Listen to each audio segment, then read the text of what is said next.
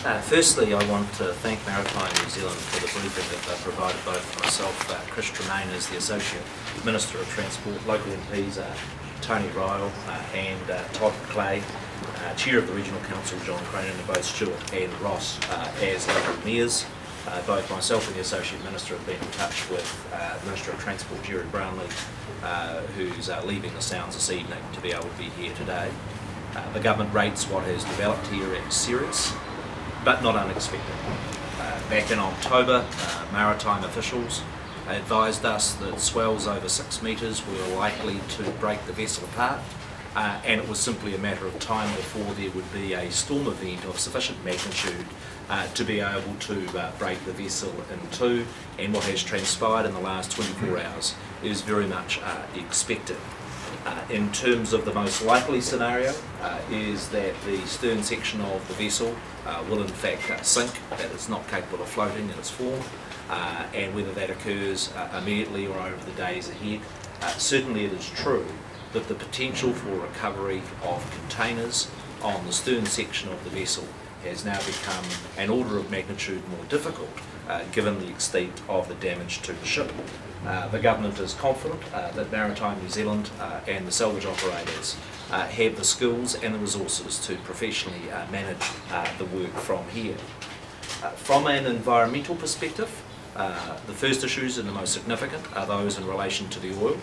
The fact that the bulk of the 1,300 tonnes of oil has been successfully removed means that the risks for the environment are a fraction of what they were in October. It is possible that there will be releases of oil, but they will be in the order of tens of tonnes, not hundreds of tonnes, and that those spills are unlikely to result in any beach closures.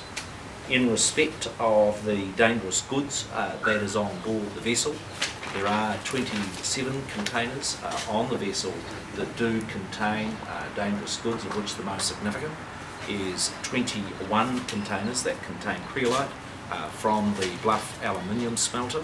They were in the section of the vessel where it has breached, and so likely to have been released as a consequence of the ship's breakup.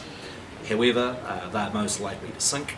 The environmental advice from the Environmental Protection Authority is that creolite should be treated with water to dilute it, and we're confident it's getting a good dose of that in what we see of the briefings, and is unlikely to pose a significant risk to public health.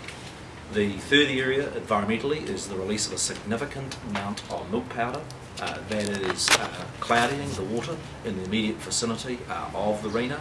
That milk powder is unlikely to pose any significant environmental or health risk, albeit if in significant concentrations it comes onto the beach and is exposed, it may deteriorate and pose some risk, and we would urge the public to show common sense in those areas of the beach if there are significant amounts of milk powder that comes to shore.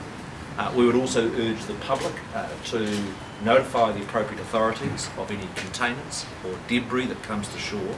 We would stress that maybe some of those dangerous goods, and they should exercise caution, and they should contact the 0800 33 771 number so that they can be buried. That's 771 0800 number to ensure that they are professionally cleaned up.